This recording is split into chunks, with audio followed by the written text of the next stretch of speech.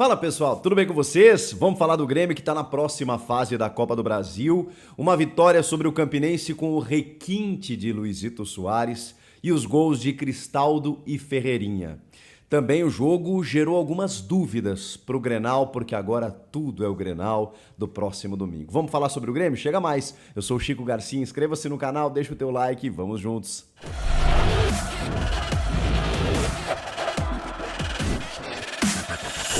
Resultado protocolar, vaga assegurada, regulamento esdrúxulo, horroroso da Copa do Brasil, já falei sobre isso. Lamentável o time mandante de menor estrutura, menor orçamento, precisar vencer o jogo para se classificar. De qualquer forma, o Grêmio parou assim no ano passado para o Mirassol e precisava vencer, precisava passar dessa etapa e fez isso. Jogando no Mané Garrincha, o Campinense vendeu o mando de campo, né, para o estádio lá para ganhar um dinheiro e tudo mais. E o Grêmio foi lá num gramado ruim, né? Apesar de ser um estádio de Copa do Mundo, vejam só. É um gramado muito complicado. Eu fico imaginando o Luizito Soares desfilando em gramados muito melhores ao longo da temporada, no curso do Campeonato Brasileiro, nas outras fases da Copa do Brasil. Se ele já faz o que faz nos gramados aqui do interior do Rio Grande do Sul e também nesse gramado aí do Mané Garrincha, porque ele foi impressionante mais uma vez. Não marcou gols, mas deu uma assistência maravilhosa, genial, uma pintura. Uma tabela espetacular com Franco Cristaldo, os dois estão se entendendo cada vez mais, esses dois estrangeiros da equipe do Grêmio, e num toque de calcanhar ele deixa o Cristaldo livre para poder marcar e abrir o placar marcando o primeiro gol do Grêmio. O Luizito tem, com essa assistência, 4 passes para gols, além dos seus 8 gols já marcados, isso em 9 jogos. Ele tem 12 participações em gols em 9 jogos que ele disputou com a camisa do Grêmio. São números impressionantes, são os principais números de um atacante no futebol brasileiro. E por mais que alguém me insista em lembrar do parâmetro, que o Grêmio ainda não pegou um grande adversário, eu acho que é uma tendência de todos os grandes clubes nesse momento, né? Claro, aqui no futebol paulista a gente tem uma outra realidade, porque os clubes ainda têm os clássicos, né? Então o Palmeiras já enfrentou o Corinthians, o Corinthians já enfrentou o São Paulo já enfrentou o Palmeiras, então tem essa diferença. E o Grêmio vai enfrentar o Inter agora no domingo. E aí eu acho que os dois times estão no mesmo nível, sim. O Inter terminou vice-campeão brasileiro no ano passado, começou agora a ajustar o time, o Pedro Henrique está numa fase maravilhosa, como centroavante, artilheiro e tudo mais. Então o Mano tá encontrando o time numa certa regularidade agora, justamente agora. Então vai ser um bom teste, um bom embate para a gente ter uma ideia de que nível está o Grêmio, que fez o que precisava fazer diante do Campinense. O goleiro Otávio Passos foi o grande destaque do jogo, né? Ele evitou uma goleada muito maior. Quando a gente olha o placar do jogo, para quem não viu o jogo, os 2-0, parecem até, poxa, mas o Grêmio não convenceu, né? Venceu 2-0 só o Campinense. Era jogo para 3, 4, 5 para mais, gente. No primeiro tempo, o goleiro pegou muitas bolas do Luizito, do Cristaldo, do Bitelo, do Vina, um chute de fora da área maravilhoso. E aí eu preciso falar desse novo jeito de jogar do Grêmio de Renato. Eu tô bem impactado, eu não diria nem surpreso, eu tô assim muito esperançoso de que esse modelo possa ser um novo jeito de jogar consistente do Grêmio daqui para frente. E é claro que isso vai ser balizado pelos grandes desafios, pelos grandes jogos, porque por enquanto realmente a gente tem 2 amostragens contra o Novo Hamburgo e o Campinense. Mesmo assim, respeitando a fragilidade do adversário, o que eu preciso entender? O que eu preciso analisar? Os movimentos, se eles estão sendo bem feitos e é óbvio, né, de que forma o Grêmio vai poder conseguir fazer isso contra adversários ou mais fortes ou até mesmo mais fechados. Às vezes pode ser um adversário mais frágil, mas que se fecha muito bem. E normalmente os grandes clubes têm dificuldades de penetrar. E aí que reside o grande dilema do negócio. Porque o Grêmio está construindo um sistema de jogo, o Renato está construindo um sistema de jogo sem extremas, sem pontas, mas com 3 meias, especialmente, de muita circulação, de muita movimentação. Cristaldo, Vina e Bitelo. Cara, isso tem potencializado demais o futebol do Cristaldo.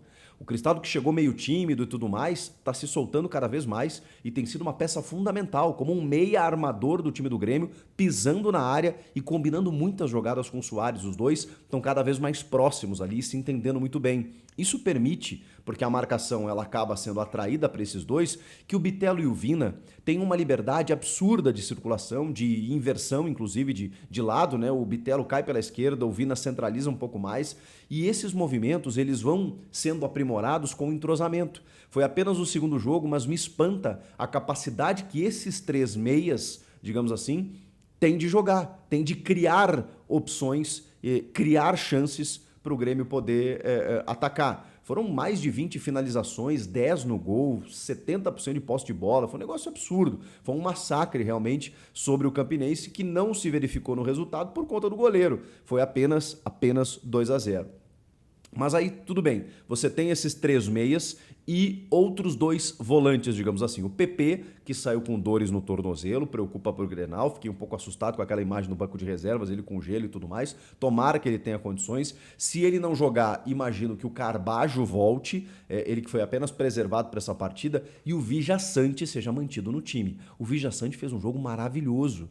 O Vijaçante que a gente meio que esquece dele porque ele estava no time da Série B e o Renato meio que definiu o meio-campo com o Carbajo e o PP, e são dois grandíssimos jogadores. O PP é o cara que constrói o jogo a partir da defesa, que tem inversão de jogo, que tem qualidade no passe, que tem...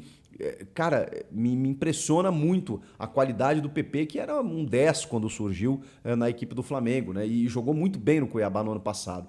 Você tem o PP ali que faz essa segunda função, um volante mais desgarrado, e o Carbajo, que é um cara que organiza o setor. Só que o Vijaçante é um cara muito intenso também.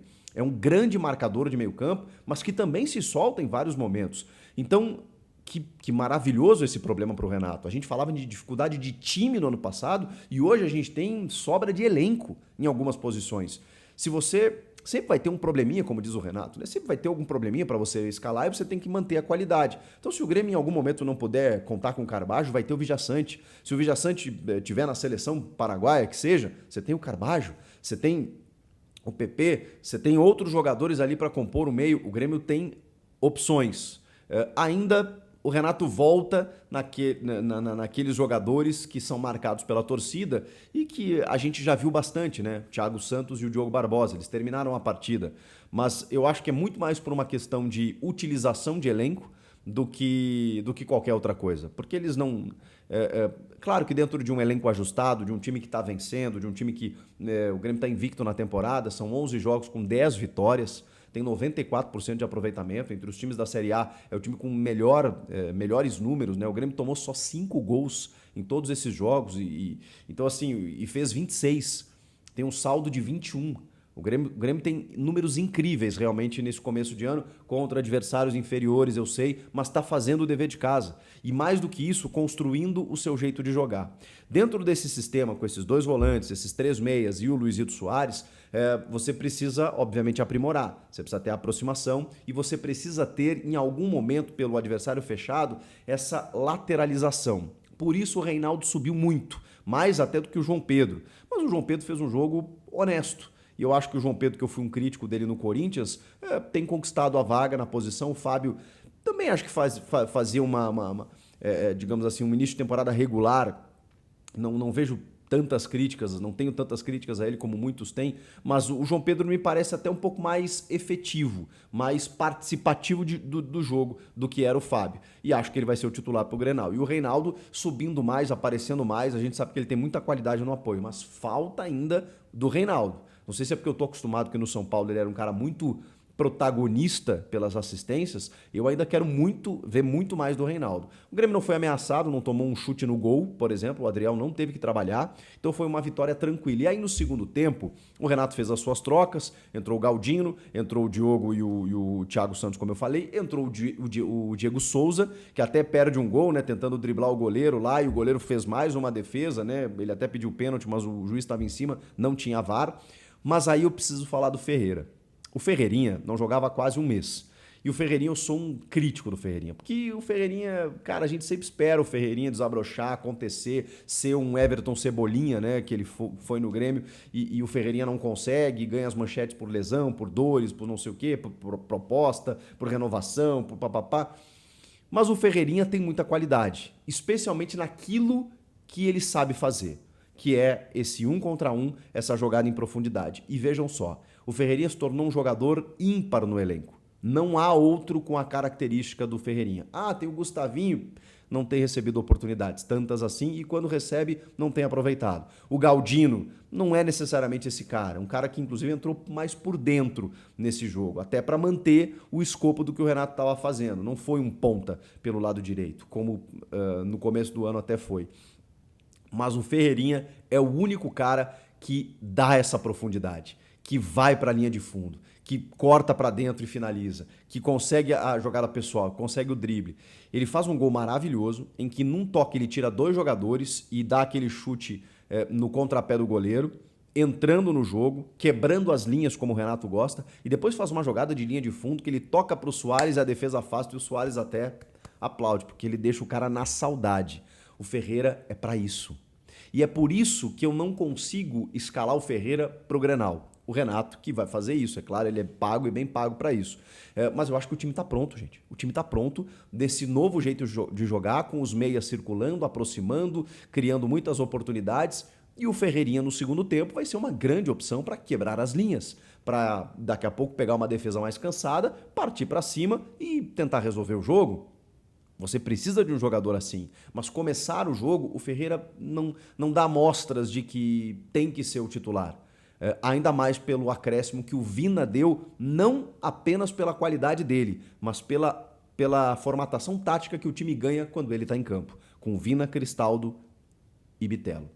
É claro que a gente vai ver o Grêmio ter mais dificuldades contra o Inter e talvez por isso seja a preocupação. Será que o Grêmio vai manter esse esquema, não vai ter extremas diante de um time que vai ter Gabriel Mercado, que vai ter o Vitão, que vai ter o Bustos, vai ter o René, vai ter uma outra defesa, né? Vai ter ali o Johnny, possivelmente, talvez o Baralhas, não sei. Vai ter um outro modelo tático de muito mais qualidade, de um time que não vai para tentar perder o jogo, evidentemente, né? Vai tentar pelo menos garantir um empate, que vai jogar fora de casa, vai ter uma defesa mais sólida. É esse Inter que o Grêmio vai ter que suplantar. Por dentro, o time tem muita qualidade, mas você precisa realmente de troca de passes muito mais envolventes para poder vencer o marcador se você não lateralizar o jogo. Esse é o grande desafio. Mas eu estou bem confiante porque o Grêmio fez 2-0, avançou, vai pegar o Ferroviário do Ceará em data ainda não definida, mas vai avançando na Copa do Brasil, onde o Grêmio tem tradição, onde o Grêmio é pentacampeão, vai em busca do Hexa.